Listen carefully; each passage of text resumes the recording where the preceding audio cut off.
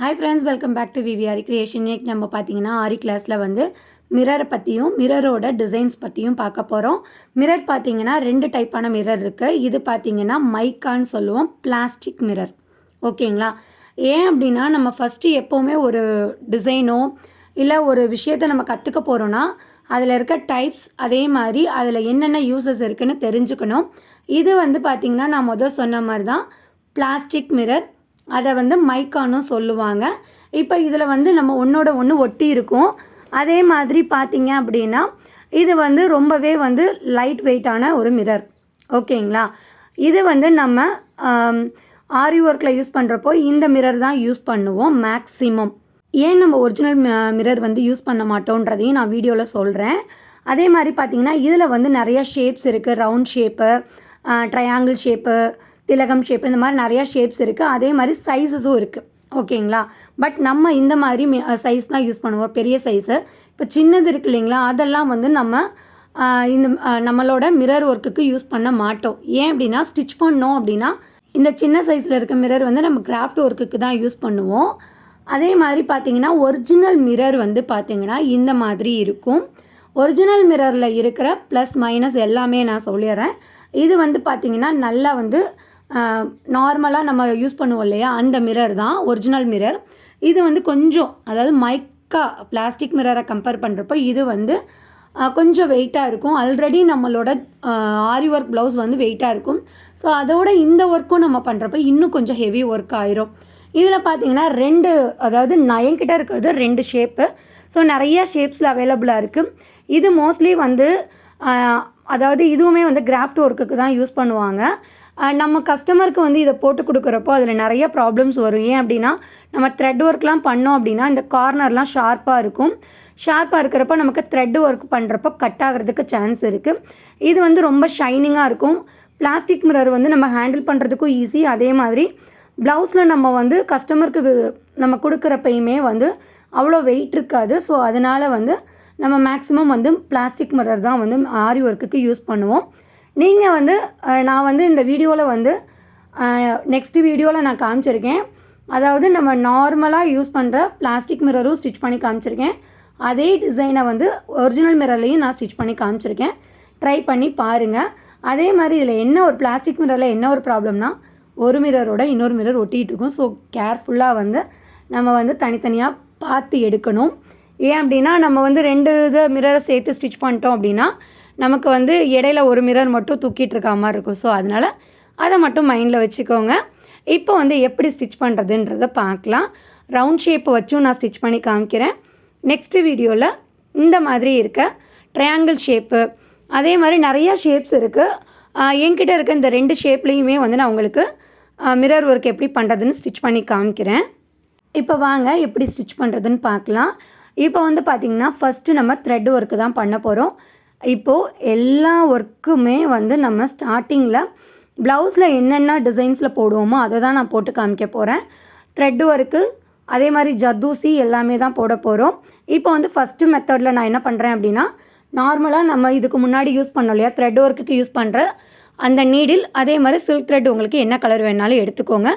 எப்போவுமே நம்ம வந்து ஃபேப்ரிக் க்ளூ வச்சு இந்த மிரரை வந்து ஃபிக்ஸ் பண்ணிவிட்டு அதுக்கப்புறம் தான் நம்ம வந்து ஒர்க் பண்ண ஸ்டார்ட் பண்ணணும். அதே மாதிரி அதிகமாக வந்து க்ளூ அப்ளை பண்ணிடக்கூடாது. ஏன் அப்படின்னா நம்ம ஸ்டிச் பண்ணுறப்ப அதாவது நம்ம ப்ரெஸ் பண்ணி நம்ம வந்து ஒட்டுறோம் இல்லையா, அப்போ வந்து எக்ஸஸாக வந்து கம் வெளியில் வந்துச்சுன்னா நமக்கு ஸ்டிச் பண்ணுறதுக்கு கஷ்டமாக இருக்கும். இப்போ வந்து வாங்க ஃபஸ்ட் மெத்தட் எப்படின்னு பார்க்கலாம். இதுக்கு வந்து பார்த்திங்கன்னா நான் வந்து 4 சைட்லேயுமே வந்து லைன் போட்டுட்டேன். அந்த லைனை பேஸாக வச்சு தான் நம்ம ஸ்டிச் பண்ண போகிறோம். இதுக்கு வந்து பார்த்திங்கன்னா நான் வந்து சில்க் த்ரெட் எடுத்திருக்கேன். சில்க் த்ரெட்டில் தான் போடணும். சில்க் த்ரெட்டில் வந்து நம்ம எப்பவும் போல் ஸ்டான்ஸாக எடுத்துகிட்டு அதே மாதிரி த்ரெட் நீடில் தான் எடுத்திருக்கேன். இதில் நான் வந்து ஃபஸ்ட்டு நம்ம மென்ஷன் பண்ணியிருக்கோம் இல்லையா அந்த லைன்லேருந்து நெக்ஸ்ட்டு சென்டரில் இருக்க, அதாவது 4 பக்கம் 4 லைன் போட்டிருக்கோம்.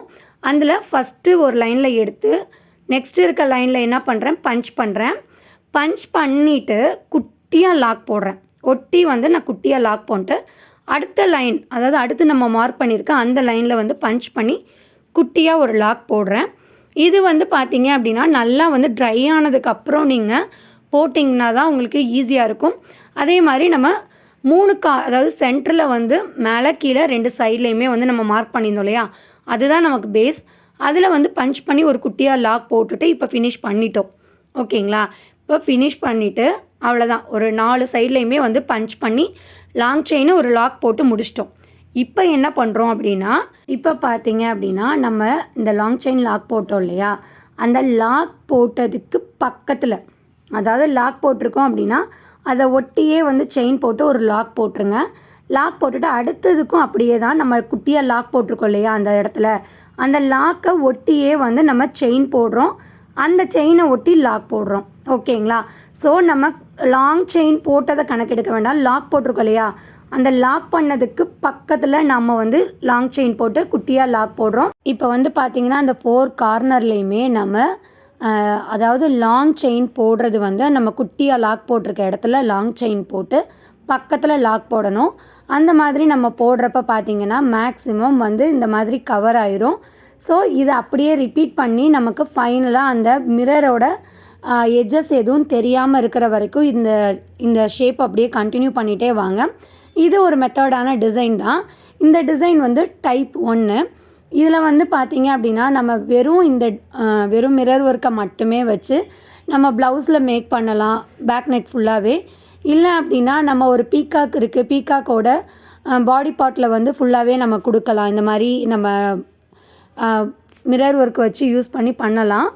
அதே மாதிரி உங்களுக்கு எந்த மெத்தட் ஈஸியாக இருக்கோ, இதில் வந்து நான் த்ரெட் ஒர்க்கில் வந்து 3 டைப் சொல்லி கொடுத்துருக்கேன். அப்புறம் ஜர்தூசி, சுகர் பீட்லாம் வச்சுருக்கோம். அதில் எது உங்களுக்கு அஃபோர்டபுளாக இருக்கோ கஸ்டமர் கேட்குறதுக்கு, அதே மாதிரி எது ஈஸியாக இருக்கோ அந்த மாதிரி நீங்கள் போட்டுக்கலாம். இப்போ வந்து பார்த்திங்கன்னா ஓரளவுக்கு இந்த சைடில் ஃபுல்லாக முடிச்சிருச்சு. இப்போ வந்து நமக்கு வந்து அந்த நம்ம போடுறப்பயே நமக்கே தெரியும் அந்த கேப் வந்து அதோடு முடிஞ்சிடும். ஸோ அப்படி இருக்கப்போ நமக்கு ரவுண்டோடு முடிஞ்சிடும், அந்த ஷேப்பும் கரெக்டாக வந்துடும். வந்ததுக்கப்புறம் பார்த்திங்கன்னா எண்ணாட் போட்டுட்டாலும் சரி, இல்லை எண்ணாட் போடாமல் அப்படியே சுற்றி வந்து நீங்கள் செயின் ஸ்டிச் கொடுத்தாலும் சரி, அது உங்களோட விருப்பம். பட் கண்டிப்பாக வந்து செயின் ஸ்டிச் வந்து நம்ம சுற்றி கொடுக்கணும். கொடுத்து நான் எண்ணாட் போட்டு முடிச்சிட்டேன். அடுத்து செகண்ட் டிசைன் எப்படி போடுறதுன்னு பார்க்கலாம். செகண்ட் டிசைன் பார்த்திங்க அப்படின்னா நம்ம வந்து சென்டர்லேருந்து த்ரெட்டை எடுத்துகிட்டு கொஞ்சமாக, ரொம்ப கேப் இல்லாமல் கொஞ்சமாக வந்து கேப் விட்டு நாம் என்ன பண்ணிக்கலாம், பஞ்ச் பண்ணி லாக் பண்ணிக்கலாம். இது என்ன ஸ்டிச்சு அப்படின்னு பார்த்தீங்கன்னா ஸ்டெம் ஸ்டிச்சு தான் நம்ம அப்படியே கொண்டு வரோம். இப்போ வந்து பார்த்திங்கன்னா அப்படியே பேக்கில் கொண்டு போயிட்டு நம்ம ஃபஸ்ட்டு போட்ட செயினுக்கு மிடில் வைக்கலாம். மிடில் பஞ்ச் பண்ணிவிட்டு லாக் பண்ணிக்கலாம். இதுக்கு முன்னாடி நம்ம சேனலில் வந்து த்ரெட்டில் வந்து ஸ்டெம் ஸ்டிச்சு, ஜர்தூசியில் ஸ்டெம் ஸ்டிச்சு எல்லாமே பார்த்துருக்கோம். சேம் அதே மெத்தோடு தான். அது பார்க்கல அப்படின்னா நம்ம சேனலில் இருக்குது, போய் செக் பண்ணி பார்த்துட்டு இந்த வீடியோ பார்த்திங்கன்னா தான் உங்களுக்கு கிளியராக டீட்டெயிலாக புரியும். சேம் அதே மெத்தோடு தாங்க. அந்த மிரரை சுற்றி நான் என்ன பண்ணுறேன், இந்த ஸ்டெம் ஸ்டிச் கொடுக்குறேன். நம்ம பஞ்ச் பண்ணி லாக் பண்ணிட்டு அப்படியே பேக்கில் கொண்டு போய் போட்ட ஸ்டிச்சுக்கு பக்கத்தில் ஒட்டியே வந்து நம்ம போடணும். போட்ட ஸ்டிச்சில் வந்து சென்டராக, அதாவது ஒரு ஸ்டிச் இருக்குது அப்படின்னா அதோட சென்டரில் வந்து நம்ம என்ன பண்ணிக்கலாம், பக்கத்தில் வந்து பஞ்ச் பண்ணி லாக் பண்ணிவிட்டு அப்படியே வந்து நம்ம வந்து எப்படி கொண்டு வரணும்னா கொஞ்சம் ஃப்ரண்ட்டில் கொண்டு வந்து பஞ்ச் பண்ணி லாக் பண்ணணும். இதுவுமே வந்து ரொம்ப லென்த்தாக போட்டிங்க அப்படின்னா நல்லா இருக்காது.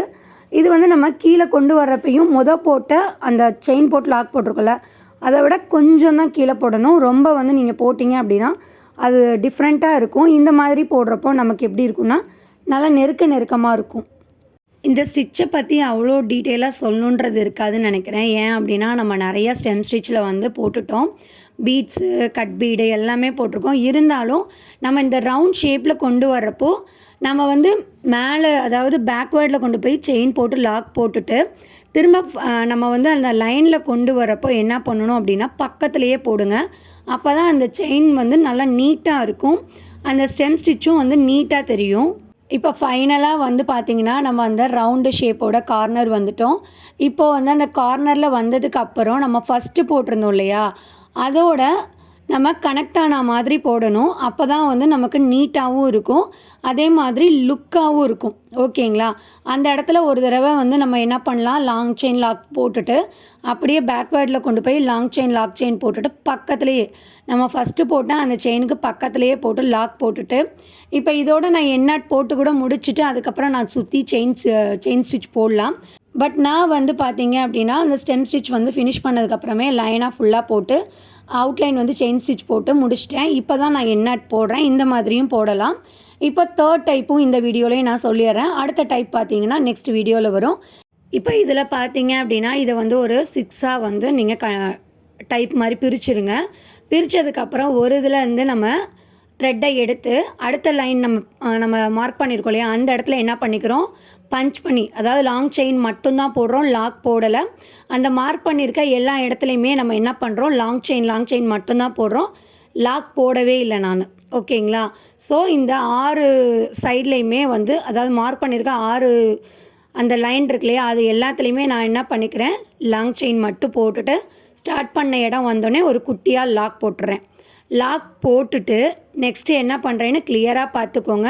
இப்போ இந்த லைன் இருக்கு இல்லையா, இதை வந்து செயினை வந்து லைனுன்னு கன்வெர்ட் பண்ணிக்கோங்க. அந்த செயினோட சென்டரில், இப்போ ஒரு செயின் இருக்குன்னா அந்த செயினோட சென்டரில் இருந்து அடுத்து நெக்ஸ்ட்டு செயினோட சென்டரில் வந்து லாங் செயின் போடுங்க. ஓகேங்களா? இதில் லாங் செயின் போட்டு அப்படியே அடுத்த செயினோட சென்டரில் கொண்டு போங்க. நம்ம அடுத்துமே லாக் போடலை, ஜஸ்ட்டு வந்து நம்ம ஃபஸ்ட்டு வந்து எடுத்ததில் வந்து சென்டரில் வந்து ஒரு லாங் செயின் போடுறோம். அடுத்த செயின் போட்டிருக்கோம் இல்லையா, லாங் செயின், அதோட சென்டரில் என்ன பண்ணுறோம், அதாவது அந்த சென்டரில் வந்து ஒரு செயின் போட்டுட்டு அதை அப்படியே கண்டினியூ பண்ணணும். ஓகேங்களா? அதாவது ஃபஸ்ட்டு லைன் வந்து போட்டால் மாதிரி தான் 3ஆவது லைன் போடுற மாதிரி இருக்கும். நல்லா நோட் பண்ணிங்கன்னா தெரியும். இதில் கன்ஃபியூஸே ஆக வேண்டாம். ஃபஸ்ட்டு வந்து நீங்கள் 6 கார்னர் வந்து நீங்கள் வந்து மென்ஷன் பண்ணியிருக்கீங்கல்ல, அதில் வந்து வெறும் செயினாக போட்டுட்டு வாங்க. ஓகேங்களா? செயின் லாக் போட மாட்டீங்க. அடுத்து செகண்ட் வந்து அந்த கரெக்டாக ஸ்டார்ட் பண்ண இடம் வந்தோடனே ஒரு லாக் போட்டுட்டு அந்த இடத்துல ஒரு லாங் செயின் போட்டிருக்கோம் இல்லையா, அதோட சென்டரில் வந்து ஒரு பஞ்ச் பண்ணி செயின் போட்டுட்டு அடுத்த செயின் போட்டிருக்கோம் இல்லையா, அதோட சென்டரில் நீங்கள் போடணும். ஓகேங்களா? இந்த மாதிரி நீங்கள் போடுறப்ப இது ஒரு டிசைனாக கன்வெர்ட் ஆகும். ஸோ அதை போட்டு சுற்றி முடித்ததுக்கப்புறம் 2வது லைன் முடிஞ்சிடும்.